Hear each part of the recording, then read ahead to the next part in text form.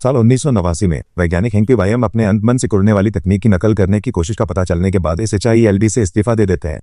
इस तकनीक को दोहराए जाने पर संभावित रूप से खतरनाक मानते हुए हैंक ने इसे अपनी पूरी जिंदगी तक छुपाए रखने की कसम खाई। आज के समय में हैंक की अलग हो चुकी बेटी होप वन धैने और पूर्व डैरेन क्रॉस ने उन्हें उनकी कंपनी पीवाईएम टेक्नोलॉजीज से बाहर कर दिया है। डैरेन अपने खुद के एक सिकुड़ने वाले सूट ईले जैकेट को परफेक्ट करने के करीब है, जो हैंक को भयभीत कर देता है। जेल से रिहा होने के बाद स्कॉट लांग, जो एक नेकदिल चोर है, अपने पुराने गिलमेट लुइसी के साथ रहने लगा है। स्कॉट अपनी बेटी कैसी से उसके जन्मदिन पर बिना बताए मिलने जाता है और अपनी पूर्व पत्नी मैगी और उसके पुलिस डिटेक्टिव मंगेतर पैक्सडन से बच्चे के भरण पोषण का खर्च न देने के लिए डांट खाता है। अपने आपराधिक रिकॉर्ड के कारण नौकरी नहीं कर पाने से स्कॉट लुइसी की टीम में शामिल होने और चोरी करने के लिए तैयार हो जाता है। स्कॉट एक घर में घुसता है और उसकी तिजोरी खुलता है, लेकिन उसे केवल एक पुराना मोटरसाइकिल सूट मिलता है, जिसे वह घर ले जाता है। सूट पहनने के बाद स्कॉट गलती से खुद को कीड़े के आकार का छोटा कर लेता है। अनुभव से डरे हुए वह सूट को घर वापस कर देता है, लेकिन बाहर निकलते समय पुलिस द्वारा पकड़ा जाता है। हैंक, जो घर का मालिक है, जेल में स्कॉट से मिलने जाता है और उसे भागने में मदद करने के लिए सूट उसकी सेल में छुपा कर ले जाता है। हैंक, जिसने स्कॉट को अनजाने में लुइस के माध्यम से सूट चुराने के लिए प्रेरित किया, एक परीक्षण है चाहता है कि स्कॉट एंटमैन बने और डैरेन से येलो जैकेट चुराए। डैरेन की योजनाओं का पता लगाने के बाद उस पर नजर रख रहा है।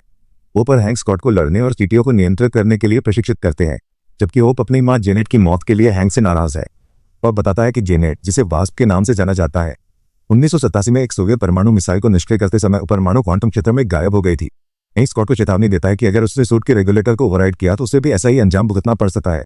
उसे एक उपकरण चुराने के लिए भेजते हैं जो उनके चोरी के काम में मदद करेगा, जहां वो थोड़ी देर सैम विल्सन से लड़ता है। डैरेन क्रॉस ने येलो जैकेट को परफेक्ट किया और पीवाईएम टेक्नोलॉजी के मुख्यालय में एक अनावरण समारोह आयोजित किया। स्कॉट अपनी टीम और उड़ने वाली चींटियों के झुंड के साथ इवेंट के दौरान इमारत में घुसपैठ करता है, कंपनी के सर्वर को नुकसान पहुंचाता है और विस्फोटक लगाता है। जब वह येलो जैकेट चुराने की कोशिश करता है तो उसे हैंक और होप के साथ डैरेन द्वारा पकड़ लिया जाता है। तो येलो जैकेट और अंतमान सूट दोनों को हिड्रा को बेचा जाता है। स्कॉट आजाद होता है और वह और होप ज्यादातर हिड्रा एजेंट्स को हरा देते हैं। हालांकि एक डैरेन के कणों की शीशी लेकर भाग जाता है और हैंक को गोली लगती है। स्कॉट डैरेन का पीछा करता है जबकि विस्फोटक पड़ते हैं। इमारत धुआं होती है। जैसे ही हैंक और होप भागते हैं, डैरेन क्रॉस येलो जैकेट पहन लेता है और पैक्सटन द्वारा गिरफ्तार होने से पहले स्कॉट पर हमला करता है। डैरेन स्कॉट को एक और लड़ाई में फंसाने के लिए कैसी को बंधक बना लेता है। स्कॉट रेगुलेटर को ओवरराइड करता है और सबएटॉमिक आकार में सिकुड़कर डैरेन के येलो जैकेट सूट में घुसकर से अनियंत्रित रूप से सिकुड़ने के लिए खराब कर देता है। इसी संभवतः उसकी मौत हो जाती है। स्कॉट क्वांटम रियल में गायब हो जाता है, लेकिन वह प्रभावों को उलटने में कामयाब हो जाता है और माइक्रोस्कोपिक दुनिया में लौट आता है। स्कॉट की बहादुरी के लिए आभार स्वरूप पैक्सटन स्कॉट को जेल से बाहर रखने के लिए उसका साथ देता है। यह देखकर कि स्कॉट क्वांटम रियल से बचकर वापस आ गया है, हैंक सोचता है कि क्या उसकी पत्नी भी जीवित है। बाद में स्कॉट लुइस से मिलता है, जो उसे बताता है कि विल्सन उसे ढूंढ रहा है। एक मिड क्रेडिट सीन में हैंक को एक नया वास्ट प्रोटोटाइप सूट दिखाता है और उसे ऑफर करता है। एक पोस्ट क्रेडिट सीन में स्टीव रोजर्स और विल्सन के पास बुकी बार्नेस उनकी कस्टडी में है।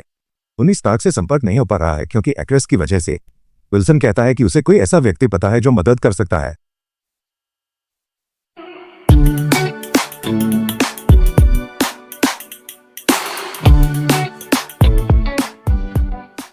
दो साल बाद जब स्कॉट लांग को अवेंजर्स के साथ शामिल होने के कारण घर में नजरबंद कर दिया गया था, तो कोई एक्ट्रेस का उल्लंघन करने के लिए हैंक पीवाईएम और उनकी बेटी होप वन धैने ने थोड़े समय के लिए क्वांटम रियल्म के लिए एक सुरंग खोलने में कामयाबी हासिल की।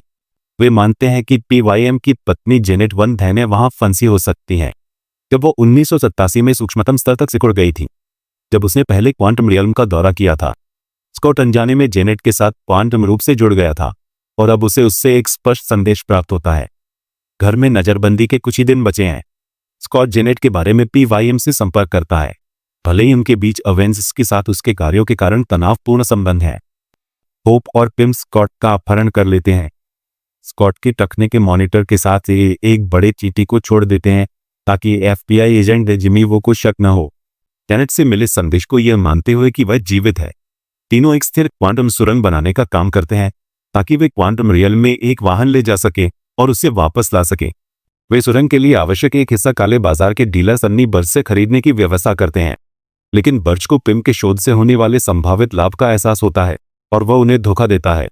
वॉस्प की पोशाक पहनकर होप बिर्च और उसके आदमियों से लड़ती है जब तक कि उसे एक क्वांटमली अस्थिर नकाबपोश महिला द्वारा हमला नहीं किया जाता। स्कॉट इस भूत से लड़ने में मदद करने की कोशिश करता है, लेकिन वह महिला पिम की लैब के साथ भाग जाती है। इसे सूटकेस के आकार में सिकोड़ दिया गया है। पिम अनिच्छा से होप और स्कॉट को अपने अलग हो चुके पूर्व साथी बिल फोस्टर से मिलने ले जाता है, जो उन्हें लैब का पता लगाने का एक तरीका देता है। जब वे इसे ढूंढ लेते हैं, भूत पिकरी को पकड़ लेता है और खुद को एवा स्टार के रूप में प्रकट करता है। उसके पिता LEBPYM के पूर्व साझेदारों में से एक थे, जो एक प्रयोग के दौरान अपनी पत्नी के साथ मारे गए थे, जिसने उसकी अस्थिर स्थिति का कारण बना। फोस्टर अंदर आता है और खुलासा करता है कि अवा मर रही है और अपनी स्थिति के कारण लगातार दर्द में है। वे जेनेट की क्वांटम ऊर्जा का उपयोग करके उसे ठीक करने की योजना बनाते हैं, ये मानते हुए कि इससे जेनेट की जान चली जाएगी। PYM उनकी मदद करने से इनकार कर देता है और होप, स्कॉट और लैब के साथ भाग जाता है। तुरंत का से संस्करण खोलते हुए PYM, होप और स्कॉट जेनेट से संपर्क करने में सक्षम होते हैं, जो उन्हें उसे खोजने के लिए एक सटीक स्थान देती है, लेकिन चेतावनी देती है कि उनके पास केवल 2 घंटे हैं, क्योंकि क्षेत्र की अस्थिर प्रकृति उन्हें 1 सदी के लिए अलग कर देगी। सच का सीरम इस्तेमाल करके बर्च को स्कॉट के बिजनेस पार्टनर्स लुइस, दावे और कोर्ट से तिकड़ी की लोकेशन का पता चलता है और वह FBI में एक संपर्क को सूचित करता है। लुइस स्कॉट को चेतावनी देता है, जो घर की ओर दौड़ता है, इससे पहले कि वो देख सके कि वह अपने हाउस अरेस्ट का उल्लंघन कर रहा है। पिम और होप को FBI द्वारा गिरफ्तार कर लिया जाता है, जिससे एवा को लैब लेने का मौका मिल जाता है। स्कॉट जल्दी पिम और होप को हिरासत से भागने में मदद करता है और वे लैब ढूंढ लेते हैं। स्कॉट और होप एवा को भटकाते हैं, जबकि पिम क्वांटम रियल में जाकर जेनेट को वापस लाते हैं, जिन्हें वह जीवित पाते हैं। इस बीच स्कॉट और होप का सामना बर्च और उसके आदमियों से होता है और सैन फ्रांसिस्को में एक लंबी पीछा करने के बाद अवा लैब पर फिर से नियंत्रण पा लेती है, जिससे वह जेनेट की ऊर्जा को जबरदस्ती लेना शुरू कर सकती है। लुइस, डेव और कर्ट बिर्च और उसके आदमियों को बेहोश कर देते हैं ताकि स्कॉट और होप एवा को रोक सकें। PYM और जेनेट क्वांटम क्षेत्र से सुरक्षित लौटते हैं और जेनेट स्वेच्छा से अपनी कुछ ऊर्जा अवा को अस्थायी रूप से स्थिर करने के लिए देती हैं। स्कॉट एक बार फिर समय पर घर लौटता है ताकि अब संदेहास्पद वो उसे उसके हाउस अरेस्ट के अंत में रिहा कर सके। अवा और फोस्टर छुपने के लिए कहीं चले जाते हैं। मिड क्रेडिट सीन में PYM, स्कॉट, होप और जेनेट अवा को स्थिर रखने के लिए क्वांटम ऊर्जा इकट्ठा करने की योजना बनाते हैं, जबकि स्कॉट क्वांटम क्षेत्र में होता है। ऐसा करते समय बाकी 3 लोग धूल में बदल जाते हैं